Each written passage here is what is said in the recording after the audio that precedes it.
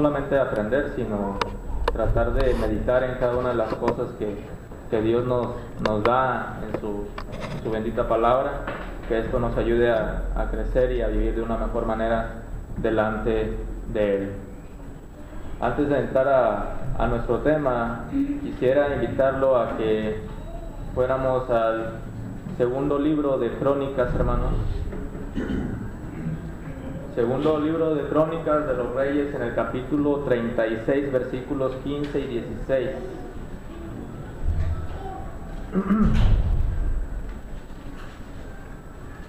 Si ve que me quedo dormido, tiene toda la libertad de aventarme una Biblia, pasta dura si quiere.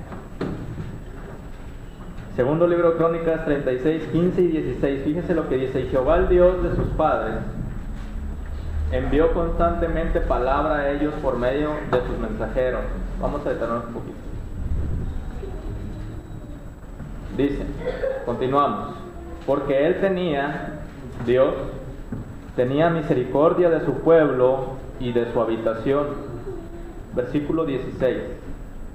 Mas ellos hacían escarnio de los mensajeros de Dios y menospreciaban sus palabras, burlándose de sus profetas, hasta que subió la ira de Jehová contra su pueblo. Y fíjense esta última frase o este último renglón: y no hubo ya remedio.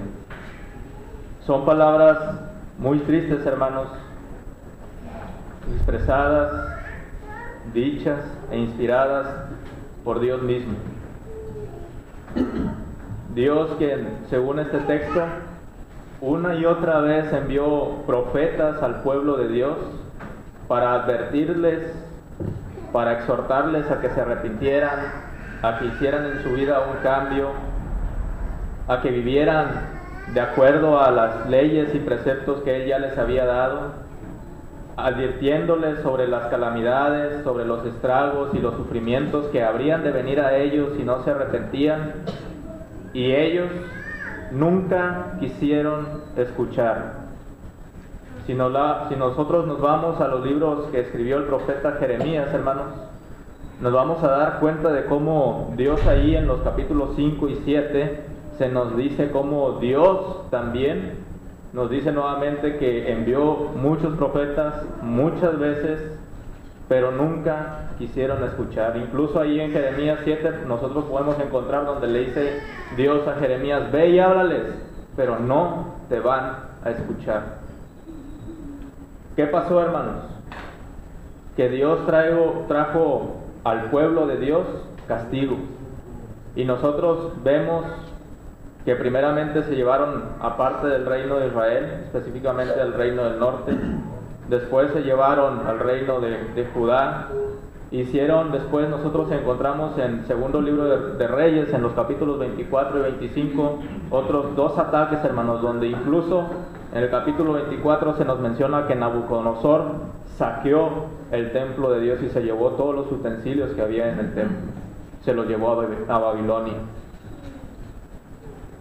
Pero vemos, hermanos, en Esther, en el libro de Esther, en el libro de Esdras y en el libro de Nehemías, hermanos, el amor y la misericordia y la oportunidad que le da nuevamente al pueblo para que vuelva a renacer.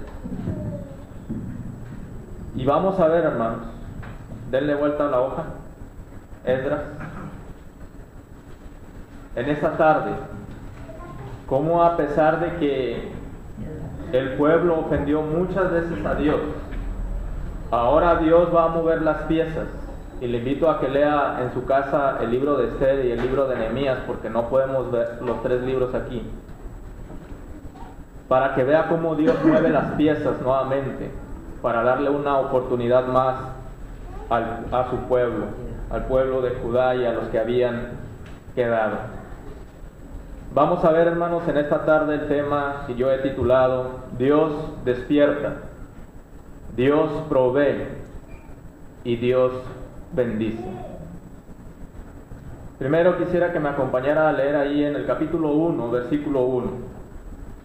En el primer año de Ciro, rey de Persia, para que se cumpliese la palabra de Jehová por boca de Jeremías, despertó Jehová el espíritu de Ciro, rey de Persia, el cual hizo pregonar la palabra y también por escrito por todo su reino, diciendo, versículo 2, así ha dicho Ciro, rey de Persia, Jehová el Dios de los cielos me ha dado todos los reinos de la tierra, y me ha mandado que le edifique casa en Jerusalén, que está en Judá.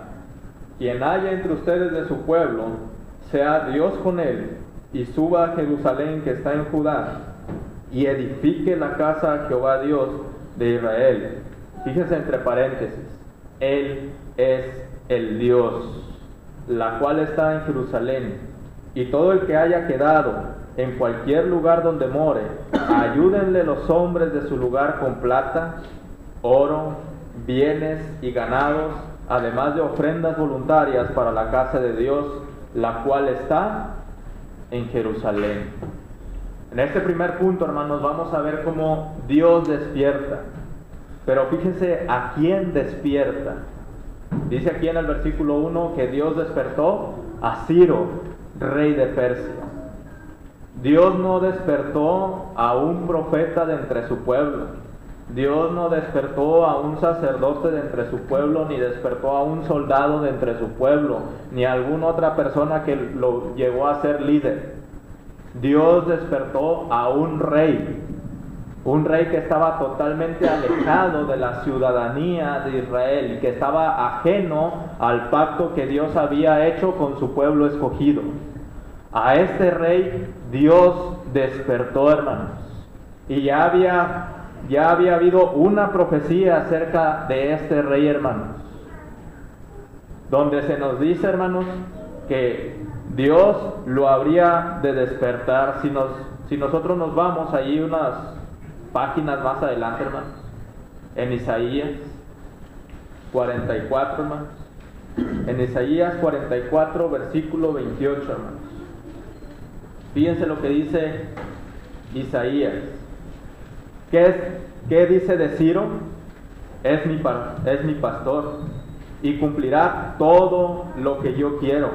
Al decir a Jerusalén, serás edificada, y el templo serás fundado.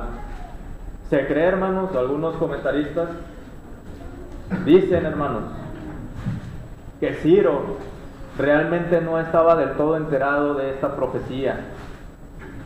Y alguien vino, hermanos, y le mostró esto, y esto dio motivo y dio pie para que Ciro se interesara más en el Dios vivo, para que su espíritu, hermanos, digamos de alguna manera, se encendiera, despertara, como lo dice aquí la palabra. Y este rey, hermanos, vino a dar una orden y vino a dar un decreto. ¿Y cuál era, hermanos? Que todos aquellos del pueblo de Israel, todos aquellos que quedaran hasta en el último rincón de su imperio, si tuvieran oportunidad, regresaran a Jerusalén. Y aquellos, hermanos, eso es lo que dice en el versículo 4, quienes tuvieran oportunidad de ayudar a aquellos hombres, les ayudaran con oro, plata, bienes y ganado. Este era un decreto del rey. Y nosotros nos brincamos al versículo 5, hermanos. Dice, entonces se levantaron los jefes de las casas paternas de Judá y de Benjamín. Judá y Benjamín, hermanos, es una expresión que se utilizaba para englobar el remanente de Israel, o aquello que había quedado de la nación de Israel, o de la nación o del reino del sur, hermanos, quienes eran los únicos probablemente que habían quedado de todo Israel originalmente. Y dice ahí, y los sacerdotes y levitas, todos aquellos cuyo espíritu despertó Dios para subir a edificar la casa de Jehová, la cual está en Jerusalén. Cuando usted lee, hermanos, Esdras y Nehemías, se va a dar cuenta que Dios mueve el espíritu no solamente de Ciro, sino encontramos ahí a Esdras, encontramos a Nehemías, encontramos a Zorobabel, encontramos a Jesúa, hombres y líderes que movieron a los demás, que influenciaron en los demás. ¿Para qué? Para edificar nuevamente el templo en su lugar, y para reedificar nuevamente la muralla, de Jerusalén. Y había quienes, hermanos, lo vemos allá, léalo en su casa en Nehemías, en el capítulo 4, quienes se burlaban del pueblo, quienes decían, si se sube una zorra a eso que ustedes están haciendo, se va a caer todo. Y los hombres tenían miedo, especialmente de los samaritanos, pero ellos no se daban por vencidos, al contrario, se esforzaban. Dios había despertado en ellos un espíritu realmente vivo y fervoroso nuevamente, un espíritu dispuesto a cumplir su voluntad a pesar del miedo, a pesar de las dificultades y a pesar, lo vamos a ver más adelante, a pesar de que todavía no se construía el templo. Ellos querían adorar a Dios.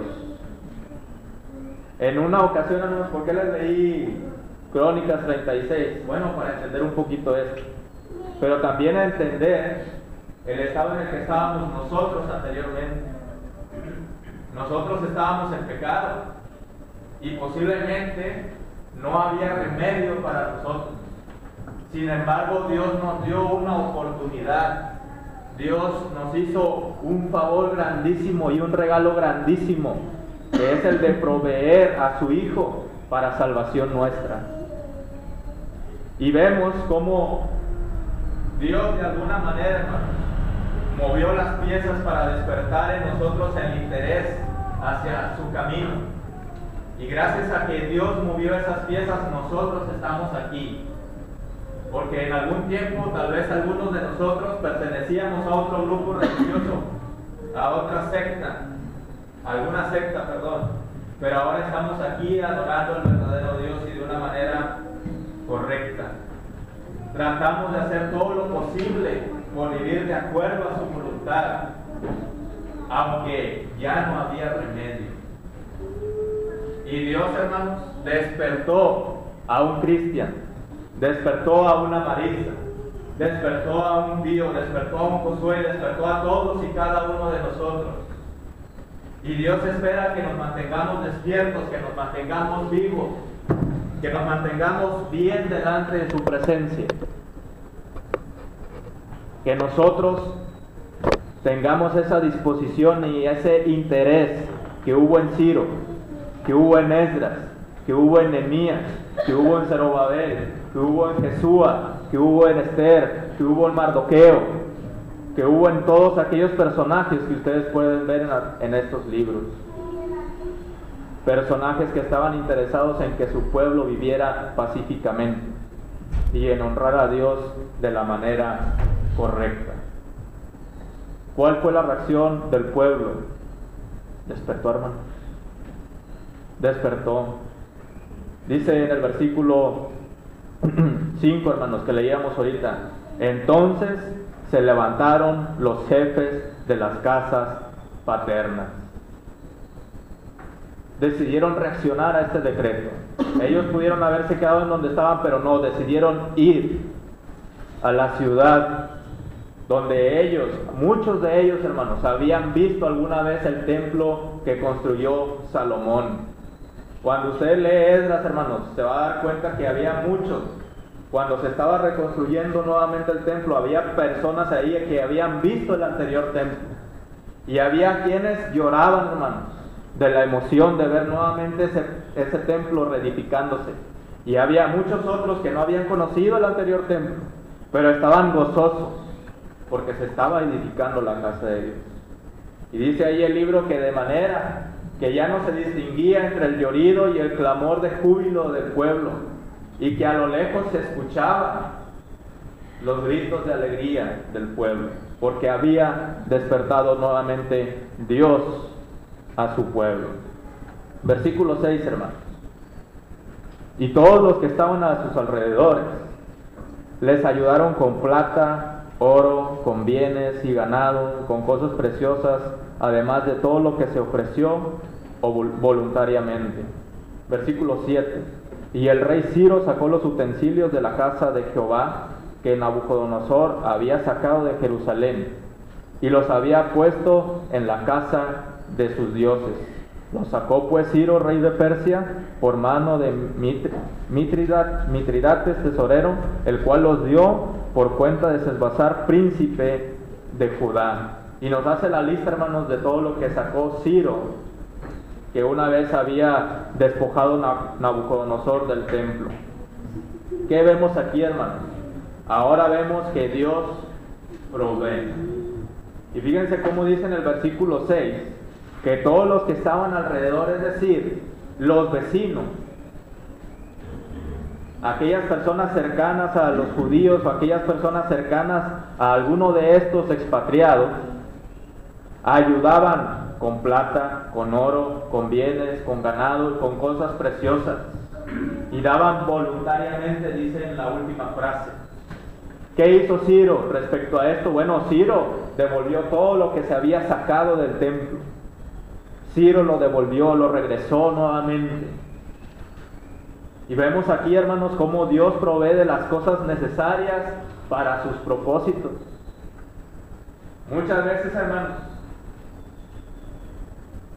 identificamos cuál es nuestro talento. Tenemos ciertos propósitos dentro de la iglesia. Nos planteamos ciertos propósitos o metas dentro del pueblo de Dios, pero nos detiene algo muy común, el miedo. Y se nos olvida que Dios va a proveer de las cosas necesarias para que sus propósitos se cumplan. ¿Cuáles eran los propósitos de estos hombres que ya hemos mencionado? El propósito era reedificar nuevamente el templo en su lugar. Reedificar las murallas, hermanos, y que se le adorara a Dios nuevamente de la manera correcta. Este era el propósito, o estos eran los propósitos. Hombres que estaban expatriados, que tal vez no tenían mucho, pero Dios mueve todas las piezas para que regresen, y con cosas, hermanos, que les ayudaran a cumplir con el propósito que Dios ya había destinado. Y vemos ahí en el capítulo 2, versículo 64. En el capítulo 2 nos vamos a encontrar con toda una lista de quienes regresaron a Jerusalén. Pero fíjense lo que dice el capítulo 2, versículo 64. Toda la congregación unida como un solo hombre era de 42,360, sin contar sus siervos y siervas, los cuales eran 7,337, y tenían 200 cantores y cantoras. Hasta aquí, hermano. Dice, toda la congregación unida como un solo hombre. La versión NBI dice, toda la congregación unida con un mismo propósito. ¿Cuál era, hermanos? Reedificar otra vez el templo, reedificar nuevamente las murallas, reedificar nuevamente la ciudad de Jerusalén. Y vemos, hermanos, en el capítulo 2, que lo invito a que lo lea en su casa, la lista de quienes regresaron. Y cómo específicamente en el versículo 64 se nos dice, hermanos, que todos estaban unidos, todos apoyaban esta causa, hermanos. ¿Qué podemos aprender nosotros, hermanos? ¿Nos sirve nada más como conocimiento histórico? No. Toda la iglesia debe de apoyar en los propósitos que a Dios le competen. Ahorita nuestro hermano mencionaba algo acerca de los ancianos. Nuestro propósito como iglesia debería de establecer ancianos, y todos debemos de apoyar a ese propósito, y debemos de apoyar a los hermanos que nosotros pensemos que cumplan y que cumplan con los propósitos, con los requisitos para ser ancianos.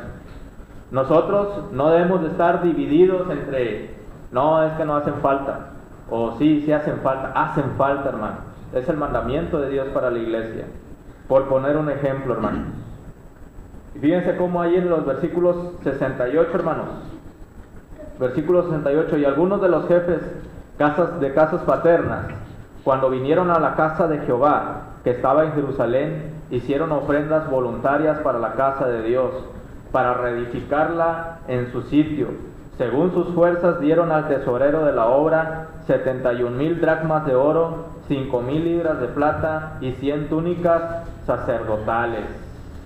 Vemos cómo aquí no solamente les ayudaron al pueblo, sino que los mismos del pueblo, quienes habían regresado una vez ya instalados, o una vez ya ahí en donde habría de ser reedificado el templo nuevamente, empezaron a dar voluntariamente. Y vemos aquí, hermanos, en estos versículos, cómo Dios provee de todo lo necesario. Dios, hermanos, movió las piezas para que el remanente regresara y para que tuvieron las cosas necesarias para reedificar nuevamente el templo. Capítulo 3, hermanos, versículo 1. Dice: cuando llegó el mes séptimo, y estando los hijos de Israel ya establecidos en las ciudades, se juntó todo el pueblo como un solo hombre en Jerusalén. Nuevamente aquí, hermanos, vemos que los hombres tenían un solo propósito, que los hombres apoyaban. ¿Y qué podemos decir de esto, hermanos? Bueno, vimos en el anterior punto o en los anteriores versículos que Dios despertó y que ellos efectivamente se levantaron. Vimos, hermanos, en este punto que Dios movió las piezas, que Dios fue el proveedor de las cosas necesarias. ¿Cuál fue la reacción del pueblo? Ellos dieron, hermanos, y dieron voluntariamente, no fue por imposición, fue voluntariamente, ya lo leímos. Pero ahora, hermanos, vamos a ver cómo Dios bendice, hermanos. Y hay un hermano que ha dicho aquí, hermanos, que a veces Dios bendice que hasta da miedo. Y hermanos, vamos a ver nosotros en la historia bíblica cómo Dios bendice y bendice y bendice y bendice a montones cuando nosotros nos proponemos a cumplir con su voluntad. En el versículo 1 de este capítulo se nos dice que nuevamente que estos hombres tenían un mismo propósito. Y fíjense lo que dice el versículo 2. Entonces se levantaron Jesúa, uno de los que les mencionaba ahorita, hijo de Josadac, y sus hermanos, los sacerdotes, y Zorobabel, hijo de Salatiel, y sus hermanos, y edificaron el altar del Dios de Israel para ofrecer sobre él holocaustos, como estaba escrito en la ley de Moisés, varón de Dios. Y colocaron el altar sobre su base, porque tenían miedo de los pueblos de las tierras, y ofrecieron sobre él holocausto a Jehová, holocausto por la mañana y por la tarde. Hermanos, en el templo de Dios había un lugar donde se ofrecía precisamente el holocausto, continuo, hermanos. Día y noche se estaba ofreciendo sacrificio a Dios en ese lugar, día y noche. Era un ofrecimiento a Dios de continuo, era un mandato, era un precepto. Pero mientras ellos estuvieron exiliados, hermanos, ellos no tuvieron nunca la oportunidad de adorar a Dios correctamente y de la manera que Él ya había estipulado y en el lugar donde Él ya había ordenado. Muchos de ellos lo único que hacían, y lo vemos en el libro de Daniel, solamente volteaban dirigiéndose hacia donde estaba la ciudad, hacia donde estaba el templo, y oraban a Dios. Porque no tenían la manera, ni los recursos, ni la oportunidad de adorarle de la manera apropiada, ni en el lugar indicado que Dios ya había destinado. Pero vemos aquí cómo ahora se les da la oportunidad, y si usted puso atención, a pesar del miedo, ellos colocan el altar y comienzan a ofrecer el holocausto que debería de ser de continuo, y lo hacen, hermanos. Versículo 4. Celebraron asimismo las fiestas solemnes de los tabernáculos, como está escrito. Ponga atención, ya van 2 veces que se dice que conforme a la ley de Moisés y como está escrito. Holocaustos cada día, por orden, conforme al rito, cada cosa en su día. Además de esto, el holocausto continuo, las lunas nuevas, todas las fiestas solemnes de Jehová, y todo sacrificio espontáneo y toda ofrenda voluntaria a Jehová. Desde el primer día del mes séptimo comenzaron a ofrecer holocausto a Jehová, pero los cimientos del templo de Jehová no se habían echado todavía. ¿Se fijan? Esta última frasecita. Los cimientos de la casa de Jehová no se habían echado todavía. Primero nos dice todo lo que ellos ya estaban haciendo para adorar a Dios y para cumplir con la ley de Moisés. Pero fíjese cómo dice, pero los cimientos ni siquiera se echaban. Para ellos todavía era aún más importante el adorar a Dios correctamente y de acuerdo a la ley que un edificio. ¿Qué es lo importante para nosotros, hermanos? ¿Cómo es que vemos nosotros a la iglesia? ¿O a qué le damos realmente importancia? ¿Al lugar en sí? ¿O a la iglesia, es decir, al grupo de hermanos que somos? Estos hombres ni siquiera habían comenzado la obra del templo, fíjense, pero ellos ya adoraban a Dios sin importar eso, porque les nacía, porque querían, porque les era necesario. Habrá en nosotros, hermanos, aplicándolo esto a nosotros, habrá en nosotros este mismo sentido de que veamos a nuestra hermandad más que al edificio en sí, que pensemos realmente que la iglesia somos el cuerpo de Cristo y no un edificio, que nos interese más el adorar a Dios correctamente antes que otras cosas que pasan a segundo término. Y no quiero decir con esto que el templo no tenga importancia, porque para Dios lo tenía, por algo lo regresó. Pero ellos sabían que era más importante lo espiritual que lo físico o material. Y vemos aquí, hermanos, cómo a pesar del miedo y cómo a pesar de que todavía no comenzaban la obra en sí, ellos ya estaban adorando, ellos ya estaban obedeciendo y ellos querían cumplir con la ley de Moisés. Vemos aquí, hermanos, la lista de todo lo que ellos hicieron. Dios bendice al pueblo, hermanos, despertando un rey, despertando a los jefes de las casas paternas, despertando a los ancianos, despertando a sus líderes, que uno de ellos, hermanos, era un copero. Y vemos ahí, hermanos, cómo a Dios, hermanos, puede hacer de los hombres pequeños grandes hombres e importantes para cumplir sus propósitos. Dios les bendice dándoles de las cosas materiales que ellos iban a ocupar para la reedificación del templo. Y si usted sigue leyendo, se va a dar cuenta cómo Dios los bendice, que a pesar de que hubo algunos quienes trataron de poner obstáculos para la edificación, Dios abre las puertas necesarias para que se cumpla su propósito. Lea todo Esdras y lea todo Nehemías. Lea Esther. ¿Cuál fue la reacción del pueblo? Muy fácil, hermanos. Dios bendice, ellos adoran. Dios nos bendice. ¿Qué nos toca a nosotros, hermanos? Adorar. Adorar a Dios. Darle gracias a Dios, hermanos. Hoy, hermanos, en nosotros o sobre nosotros, hermanos, no ha sido impuesta por Dios la ley de Moisés. Dios no nos ha mandado cumplir con esas ordenanzas y con esos estatutos y preceptos. Dios ahora nos tiene en la gracia del Señor Jesucristo. Dios ahora nos tiene sobre mejores promesas. Dios nos tiene sobre mejores bendiciones. Y Dios ha proveído para nosotros riquezas espirituales que nadie más tiene, solamente el cristiano, hermanos. ¿Qué va a hacer usted? ¿Quedarse dormido? ¿Quedarse acostado? ¿No va a adorar a Dios? Aprendamos, hermanos, de este pueblo cómo vio una nueva oportunidad delante de Dios y cómo se levantó, dio y adoró a nuestro Dios, hermanos.